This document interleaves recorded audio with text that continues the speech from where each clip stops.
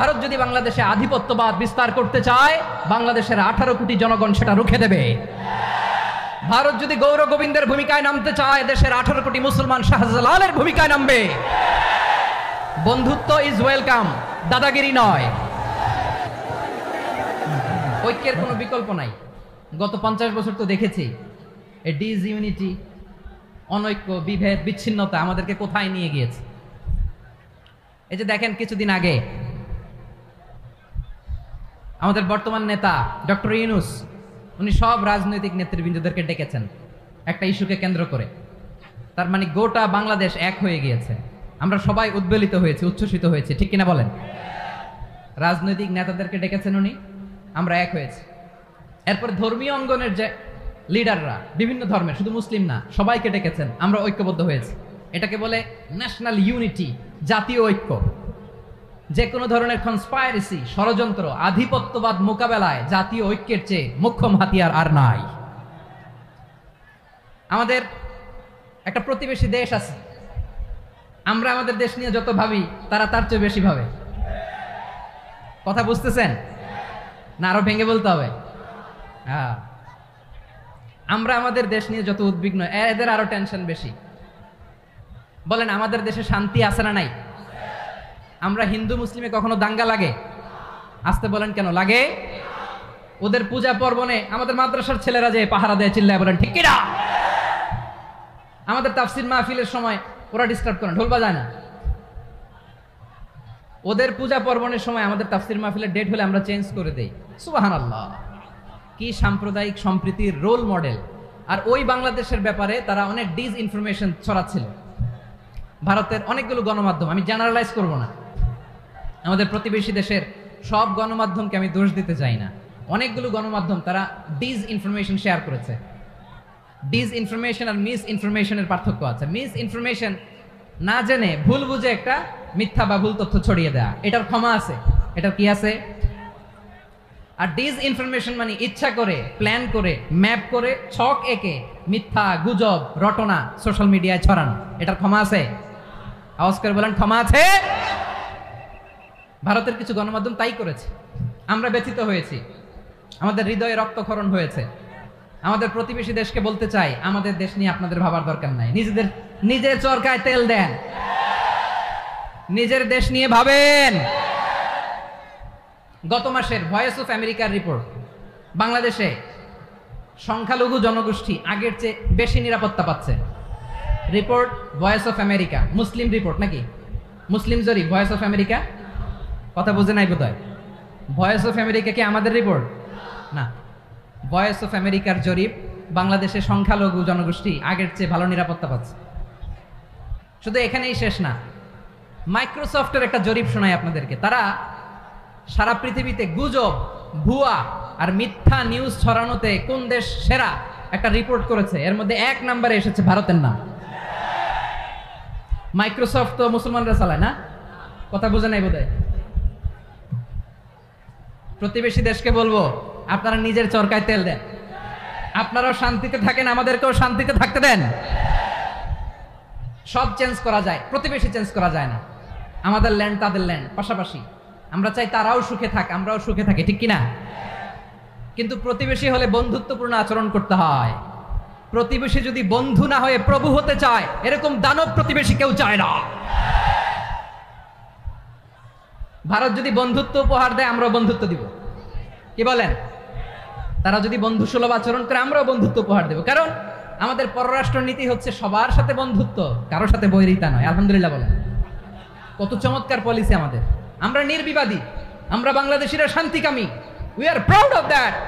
এজন্য আমরা গর্ববোধ করি। আমাদের পররাষ্ট্র নীতি সবার সাথে বন্ধুত্ব, কারোর সাথে শত্রুতা নয়।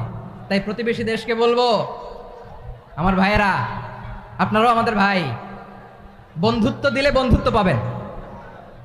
বন্ধুত্ব ইজ ওয়েলকাম, দাদাগিরি নয়। বন্ধুত্ব ওয়েলকাম, দাদাগিরি নয়। Loud and clear. ভারত যদি বন্ধুত্ব দেখায়, বন্ধুত্ব পাবে। কিন্তু ভারত যদি বাংলাদেশে আধিপত্যবাদ বিস্তার করতে চায়, বাংলাদেশের 18 কোটি জনগণ সেটা রুখে দেবে। ভারত যদি গৌর গোবিন্দের ভূমিকায় নামতে চায়, দেশের 18 কোটি মুসলমান শাহজালালের ভূমিকায় নামবে। প্রিয় ভাইয়েরা, আমরা বন্ধুত্বে বিশ্বাসী, শত্রুতায় নয়, ঠিক কিনা বলেন? আল্লাহ আমাদেরকে বোঝার তৌফিক দান করুন। তাহলে এই যে তারা বলেছে এদেশে সংখ্যালঘুরা কষ্টে আছে, দুঃখে আছে, এটা কি ঠিক? বলেন এটা কি ঠিক? না, তারা ডিস ইনফরমেশন শেয়ার করেছে, এটা ঠিক নয়। আমার প্রতিবেশী বন্ধু রাষ্ট্রকে বলবো আপনারা এটা করবেন না, এটা করবেন না। আমরা শান্তিতে আছি, আপনারাও শান্তিতে থাকেন, আমাদেরকেও শান্তিতে থাকতে দেন। এই যে চিটাগাংয়ের অ্যাডভোকেট আলিফ হত্যাকাণ্ডে গোটা বাংলাদেশ আমরা ধৈর্যের পরাকাষ্ঠা দেখিয়েছে, চিল্লায় বলেন ঠিক কিনা? আমাদের নেতা আমাদেরকে ডেকেছে, আমরা শান্ত থেকেছি। আমরা শান্ত থাকতে চাই, আমরা ঐক্যবদ্ধ থাকতে চাই। যে কোনো ষড়যন্ত্র রুখে দেওয়ার জন্য ঐক্যবদ্ধ প্রচেষ্টার কোনো বিকল্প নাই। এবার আওয়াজ করে পেকুয়ার ভাইয়েরা বলেন, আমরা ঐক্যবদ্ধ জীবনযাপন করতে চাই কি চাই না? আল্লাহ তাআলা সে নির্দেশনাই দিচ্ছেন।